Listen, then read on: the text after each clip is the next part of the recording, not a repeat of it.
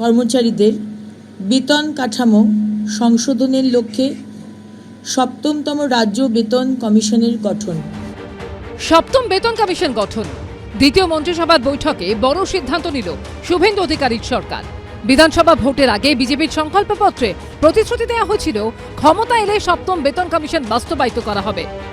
45 दिन के अंदर ही 7वें वेतन आयोग को लागू कर सभी कर्मचारियों का सम्मान करने का काम नई बनने वाली भारतीय जनता पार्टी की सरकार करेगी। দ্বিতীয় রাজ্য মন্ত্রিসভার বৈঠকে সপ্তম বেতন কমিশন গঠনের সিদ্ধান্ত নিল বিজেপি সরকার। রাজ্য সরকারি কর্মচারী এবং বিধিবদ্ধ সংস্থা, বোর্ড, নিগম, স্থানীয় সংস্থা, শিক্ষা প্রতিষ্ঠান ইত্যাদি কর্মচারীদের বেতন কাঠামো সংশোধনের লক্ষ্যে সপ্তমতম রাজ্য বেতন কমিশনের গঠন। আর এতেই সরকারি কর্মচারীদের মধ্যে খুশির হাওয়া। ক্যাবিনেট বৈঠকে সপ্তম রাজ্য বেতন কমিশন গঠন করা হয়েছে। আর তাই নিয়ে কি বলছেন সংগ্রামী যৌথ মঞ্চের যারা সদস্যরা রয়েছেন, তাদের সঙ্গে কথা বলবো। এটা আমাদের দীর্ঘদিনের দাবি ছিল, সেই দাবিটাকে কার্যত মেনে নিয়েছে। আজকে কোনো মন্ত্রিসভা যখন ডিসিশন হয় সেটা কিন্তু অ্যাকচুয়াল আইন হয়ে যায়। মন্ত্রিসভা যেটা অ্যাকচুয়াল আইনসভা তো মন্ত্রিসভা, তা সেটাই করে যাবে, নোটিফিকেশন বেরোবে। আমরা বিশ্বাস করি 45 দিনের মধ্যে সেটা লাগু হবে আর কি। 15 বছর ধরে তো রাজ্য সরকারি কর্মচারী, শিক্ষক, পেনশনার সবাই বঞ্চিত।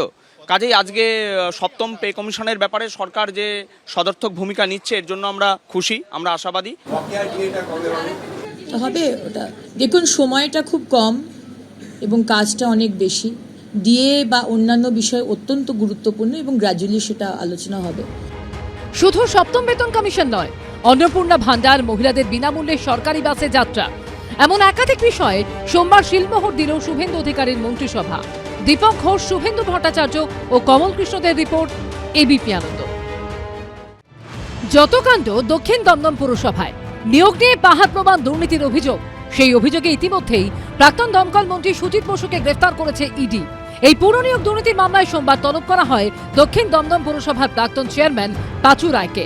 ইডির ডাক পেয়ে সিজি কমপ্লেক্সে হাজিরা দেন তিনি। তাকে দফায় দফায় জিজ্ঞাসাবাদ করেন ইডি আধিকারিকরা।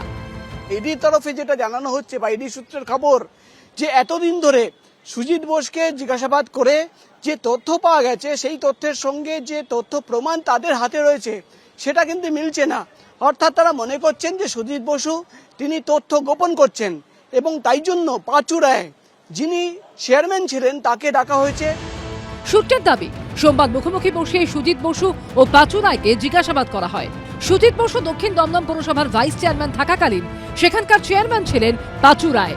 তার আমলেই এই পুরসভায় সাদা কাগজে চাকরির সুপারিশের প্রসঙ্গ উঠে আসে।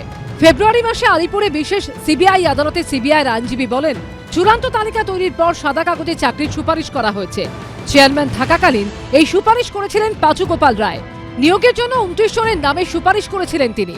সাদা কাগজে চাকরির সুপারিশ গেছিল ডিরেক্টরেট অফ লোকাল বডিজ বা ডিএলবি ডিরেক্টর জ্যোতিষ্মান চট্টোপাধ্যায়ের কাছে।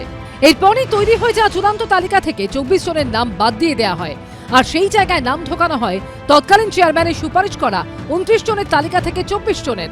সিবিআই সূত্রে দাবি, দক্ষিণ দমদম পুরসভা ও সেখানকার তৎকালীন চেয়ারম্যান পাচু গোপাল রায়ের বাড়িতে তল্লাশি চালানোর সময় এই সুপারিশের কাগজ উদ্ধার করা হয়েছে। এবার এই নিয়েই দফায় দফায় ইডির জিজ্ঞাসাবাদের মুখে পড়তে হলো পাচু রায়কে। প্রকাশ সিনহার রিপোর্ট, এবিপি আনন্দ। এবিপি আনন্দ, এগিয়ে থাকে, এগিয়ে রাখে।